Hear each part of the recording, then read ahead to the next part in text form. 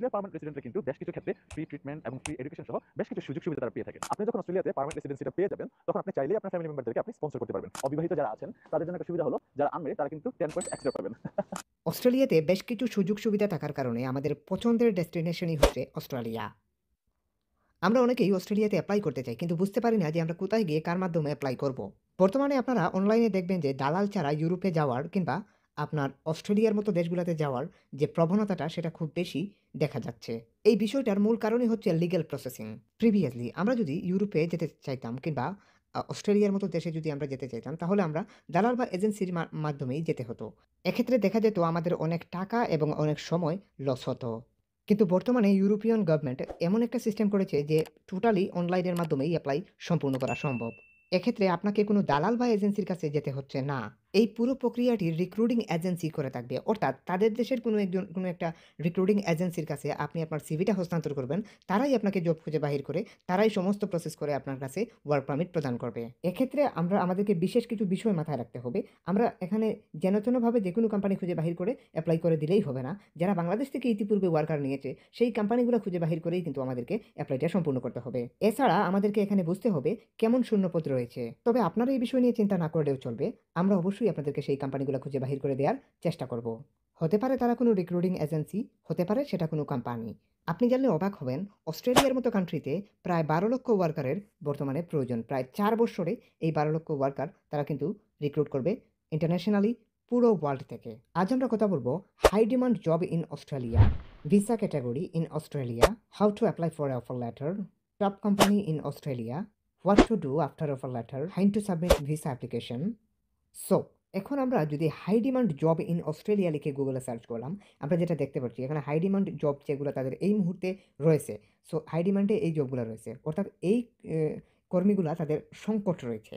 এই সেক্টরগুলো ধরে ধরে যদি আমরা অ্যাপ্লাই করতে পারি, তাহলে হয়তো আমাদের অ্যাপ্লাইগুলো সম্পূর্ণ হয়ে আপনার অ্যাপ্রুভ হওয়ার সম্ভাবনা রয়েছে। এখানে কেমন ওয়ার্কারের প্রয়োজন রয়েছে দেখুন। কনস্ট্রাকশন ওয়ার্কারের প্রয়োজন রয়েছে, মানে কনস্ট্রাকশন লেবার, কনস্ট্রাকশন ওয়ার্কার হিসেবে অ্যাপ্লাই করতে পারবেন, কেয়ার ওয়ার্কারের হিসাবে অ্যাপ্লাই করতে পারবেন, শেফ হিসাবে অ্যাপ্লাই করতে পারবেন, প্লাম্বার হিসাবে অ্যাপ্লাই করতে পারবেন। জেনারেল ওয়ার্কের এই জবগুলোতে আপনি কিন্তু অ্যাপ্লাই করতে পারবেন। হ্যাঁ? কেয়ারার হিসাবে অ্যাপ্লাই করতে পারবেন বা ইলেকট্রিশিয়ান হিসাবে অ্যাপ্লাই করতে পারবেন। ইঞ্জিনিয়ার হিসাবে আপনি চাইলে অ্যাপ্লাই করতে পারবেন। যদি ইঞ্জিনিয়ার হয়ে থাকেন আপনি, এগুলো স্কিলড ওয়ার্কের জব, হাই জব। তো আরও বিভিন্ন টাইপের জব কিন্তু আছে। সো কনস্ট্রাকশনে আপনারা এপ্লাই করতে পারবেন। কনস্ট্রাকশনে তাদের সবসময়ই কিন্তু কর্মী সংকট থাকে। তাছাড়া কার্পেন্টার হিসাবে এপ্লাই করতে পারবেন। এই টাইপের বিভিন্ন টাইপের জব কিন্তু এখানে দেখা যাচ্ছে। সো এইগুলাতে আপনি এপ্লাই করতে পারবেন। কারণ এইগুলাতে ওয়ার্কার শর্টেজ রয়েছে। এখন এইগুলাতে কত ওয়ার্কার নেবে এটা আপনাকে বুঝতে হবে। এটা আমরা বোঝার জন্য আমরা গুগলে আবার সার্চ করলাম, how many foreign worker Australia need. এটা লেখার পর আমরা যে রেজাল্টটা পেলাম সেটা হচ্ছে 1.2 মিলিয়ন 4 ইয়ার্স। অর্থাৎ আপনার এখানে তারা যেটা বলছে ১২ লক্ষ ওয়ার্কারের প্রয়োজন তাদের আফটার 4 ইয়ারের মধ্যে। অর্থাৎ টোটাল ৪ বৎসরের মধ্যে তাদের ১২ লক্ষ ওয়ার্কারের প্রয়োজন, তারা ইন্টারন্যাশনালি বাইরে থেকে রিক্রুট করবে। অর্থাৎ এই যে ৪ বছর, কোন ৪ বছর? আপনাকে এটা বোঝার জন্য একটু পিছনে তাকান। নভেম্বর ২০২২, অর্থাৎ নভেম্বর ২০২২ থেকে তারা কিন্তু রিক্রুট করেই যাচ্ছে। তার মানে আগামী ২৬ নভেম্বর পর্যন্ত, ২০২৬ সালের নভেম্বর পর্যন্ত এই রিক্রুটটি অব্যাহত থাকবে কিংবা চলমান থাকবে। এজন্য এই যে হাই ডিমান্ড জবগুলা, এই জবগুলার মধ্যে যদি আপনার জবটা হয়ে যায়, যেগুলো আমি কিছুক্ষণ আগেও আপনাদেরকে দেখালাম বা এখানেও দেখাচ্ছি। এই জবগুলার মধ্যে যদি আপনার কোনো একটা জব যদি এলিজিবল থাকে, তাহলে আপনি কিন্তু এপ্লাই সম্পূর্ণ করতে পারবেন। এলিজিবিলিটি এখানে আছে, আপনি সব দেখতে পাবেন। এখানে এগুলো একটু স্ক্রল করলেই আপনি সব বুঝতে পারবেন।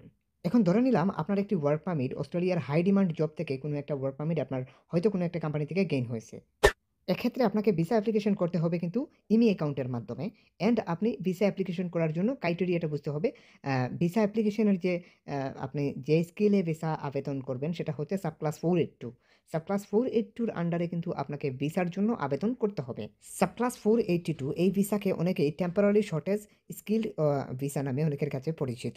আপনার যদি কোনো ধরনের ইংলিশ প্রফিসিয়েন্সি টেস্ট থাকে, তাহলে আপনি এই ভিসার আন্ডারে এপ্লাই করবেন। আর যদি আপনার ইংলিশে কোনো টেস্টের কোনো কাগজ যদি না থাকে, আইএলটিএস টেস্ট কোনো কিছু যদি না থাকে, তাহলে আপনাকে নিচে দেখুন আরেকটা ক্রাইটেরিয়া বা ক্যাটাগরি রয়েছে। এটা হচ্ছে লেবার এগ্রিমেন্ট স্টেম। এই ভিসা ক্যাটাগরিতে আপনি আবেদন করতে হবে আপনার যদি কোনো আইএলটিএস কোয়ালিফিকেশন না থাকে। এটাও সাবক্লাস 482 আন্ডারের ভিসা, তবে এটা লেবার ভিসা যেটাকে বলে ওইরকমই। এক্ষেত্রে এটা 4 ইয়ারের জন্য আপনার ভিসাটি হবে ম্যাক্সিমাম। এই ভিসা কস্টটা কিন্তু একদমই কম। অস্ট্রেলিয়ান ডলারে $115 আপনাকে খরচ করতে হবে। এটা হচ্ছে জেনারেল ওয়ার্কের একটি ভিসা ক্যাটেগরি কিংবা লেবার টাইপের ভিসা ক্যাটেগরি। এক্ষেত্রে ম্যাক্সিমাম এক্সপেরিয়েন্স থাকলেই কিন্তু আপনি এখানে এপ্লাই করতে পারবেন। তবে হ্যাঁ, আমাদেরকে এখানে বুঝতে হবে যে আসলে মূলত এখানে এভাবে এপ্লাই করা সম্ভব কিনা, নাকি আমাদের কোনো এক্সপেরিয়েন্স লাগবে। আমরা ডিটেইলসে যদি একটু প্রেস করি, তাহলে একটু নিচের দিকে আসলে আমাদেরকে এখানে কি তারা বলে এই ভিসা পাওয়ার জন্য রিকোয়ারমেন্টটা কি দিয়েছে একদম লাস্ট আমরা একটু বুঝতে পারবো এখান থেকে। আর একটু নিচের দিকে আমরা যাবো। সো এখান থেকে দেখতে পাচ্ছি আমরা মিনিমাম 12 মাসের একটা ওয়ার্ক এক্সপেরিয়েন্স আপনাকে থাকতে হবে। এটা সাধারণত সিভির মধ্যে আমরা না থাকলেও উল্লেখ করে দেই 2 বছরের ওয়ার্ক এক্সপেরিয়েন্স। সো এটা জেনারেল ওয়ার্কের জব। এক্ষেত্রে এটা নিয়ে আহামরি টেনশনের কোনো কারণ নাই। এটা সিভির মধ্যে যদি 2 বছর ওয়ার্ক এক্সপেরিয়েন্স দেখানো হয়, এজন্য এটার জন্য কোনো কাগজপত্র কোনো কিছু আপনাকে দেখাতে হবে না, বা এরকম কোনো কিছু তারা এখানে চাচ্ছে না। আরেকটু ক্লিয়ার করে দেই, জেনারেল ওয়ার্কারদের এরকম কোনো সার্টিফিকেট বা এক্সপেরিয়েন্স সার্টিফিকেট হয় না। 12 মাস যে বলা হয়েছে, একদম অদক্ষ লোক তো নেয়া যায় না। একটা রিকোয়ারমেন্ট তো থাকতেই হয়। এই কারণেই 12 মাস ভিসার মধ্যে ইয়ে করা হয়েছে যে 12 মাসের একটা এক্সপেরিয়েন্স থাকতে হবে। এক্ষেত্রে কোনো সার্টিফিকেট লাগবে না। এখন এখানে একটা বিষয়, মারাত্মক একটা বিষয় খেয়াল করুন। এখানে বলতেছে তারা নমিনেটেড।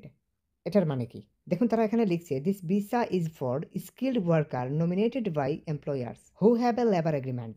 অর্থাৎ আপনাকে ওই সমস্ত কোম্পানি থেকে ওয়ার্ক পারমিট নিতে হবে যাদের হচ্ছে গভর্নমেন্টের সাথে লেবার এগ্রিমেন্ট রয়েছে। অর্থাৎ আপনাকে তাদের দেশের যেকোনো কোম্পানি থেকে নিয়ে নিলে হবে না। কি বিষয়টা জটিল মনে হচ্ছে? সাবস্ক্রাইব করে সাথে থাকুন, সহজ করে দিচ্ছি। ধরে নেন ওই সমস্ত কোনো কোম্পানি থেকে আপনি হয়তো একটি ওয়ার্ক পারমিট গেইন করে নিলেন। গেইন করে নেয়ার পর ওই ওয়ার্ক পারমিটটি মূলত আপনাকে যেটা করতে হবে সেটা হচ্ছে ওয়ার্ক পারমিটের মধ্যে ভিসা লাগাতে হবে। ভিসা লাগাতে গেলে আপনাকে যেটা করতে হবে সেটা হচ্ছে ইমেইল অ্যাকাউন্টের মাধ্যমে, অর্থাৎ এই ওয়েবসাইট থেকেই ইমেইল অ্যাকাউন্টের মাধ্যমে আপনাকে ভিসার জন্য আবেদন করতে হবে। অ্যান্ড দেন আদারওয়াইজ ভিসার জন্য আবেদন করার জন্য আপনাকে ইমেইল অ্যাকাউন্ট ক্রিয়েট করতে হবে। দেন আপনাকে ভিসার জন্য আবেদন করতে হবে সাবক্লাস 482 ভিসার আন্ডারে। এক্ষেত্রে আপনি কিভাবে ভিসার জন্য আবেদন করবেন না করবেন, এটা কিভাবে করতে হয় না করতে হয়, এই সমস্ত কিছু কিন্তু আপনি ইউটিউবে যদি দেখেন যে ইমেইল অ্যাকাউন্ট খুলে কিভাবে সাবক্লাস 482 তে ভিসার জন্য আবেদন করতে হয়, ইউটিউব থেকে আপনি যেকোনো একটা ভিডিও দেখে আপনি নিজেই কিন্তু ভিসার জন্য আবেদন করে নিতে পারবেন। এটা আর আমরা এখন দেখালাম না, সময় সাপেক্ষ ব্যাপার। এই কারণে আপনারা এটা ইউটিউব থেকে দেখে নেবেন। এটা একদম সহজেই আপনারা ভিসার জন্য আবেদন করতে পারবেন। এখানে যখন আপনি ভিসা অ্যাপ্লিকেশন করবেন, একটা বিষয় ভালো করে বুঝুন। এখানে যখন আপনি ভিসা অ্যাপ্লিকেশন করবেন, ভিসা অ্যাপ্লিকেশন করার পরে আপনাকে কিন্তু অস্ট্রেলিয়ান এম্বাসি ফেস করতে হবে না। অর্থাৎ আপনি ইমেইল অ্যাকাউন্টের মাধ্যমে যখন ফাইলটা সাবমিট করবেন, এর কিছুদিনের মধ্যেই আপনাকে ভিসাটি প্রদান করা হবে অনলাইনের মাধ্যমেই। এটাকে বলা হয় ই-ভিসা। অর্থাৎ আপনার যে পাসপোর্টের নাম্বারটি রয়েছে, সেই পাসপোর্টের নাম্বারের সাথে ভিসাটি লিঙ্ক করে দেয়া হবে। এই কারণে এটা যখন ইমিগ্রেশন ও মানে অফিসার দেখবেন, যখন এটা পাসপোর্ট নাম্বার লিখে সার্চ করবেন, তখনই কিন্তু সঙ্গে, সঙ্গে আপনার ভিসাটি সামনে এসে হাজির হয়ে যাবে। আশা করি আপনারা বুঝতে পেরেছেন। এটা এই মানে ওয়ার্ক পারমিটের জন্য আবেদন করলে আপনার এম্বাসি ফেস করতে হবে না, বা আপনাকে কোথাও যেতে হবে না, কাউকে ধরতেও হবে না, দালাল লাগবে না, এজেন্সিও লাগবে না। আর কথা বাড়াবো না। এখন আমি আপনাদেরকে দেখাতে চলেছি মূল পয়েন্ট। অর্থাৎ আমরা কিভাবে একটি ওয়ার্ক পারমিট পেতে পারি। কিছুক্ষণ আগেই আমি আপনাদেরকে বলছিলাম যে লেবার এগ্রিমেন্ট, তাদের গভর্নমেন্টের সাথে লেবার এগ্রিমেন্ট যে কোম্পানিগুলা রয়েছে, সেই কোম্পানিগুলোতে আপনাকে কিন্তু এপ্লাই করতে হবে। আর সেই কোম্পানিগুলোর নাম আপনারা পেয়ে যাবেন আমার ভিডিও ডেসক্রিপশনে। একটু ভিডিও ডেসক্রিপশন ভালো করে চেক করলেই আপনারা দেখতে পাবেন। ওখানে আমি কোম্পানিগুলোর নাম এক, এক করে সাজিয়ে দিয়েছি। এগ্রিকালচার, অর্থাৎ এগুলা হচ্ছে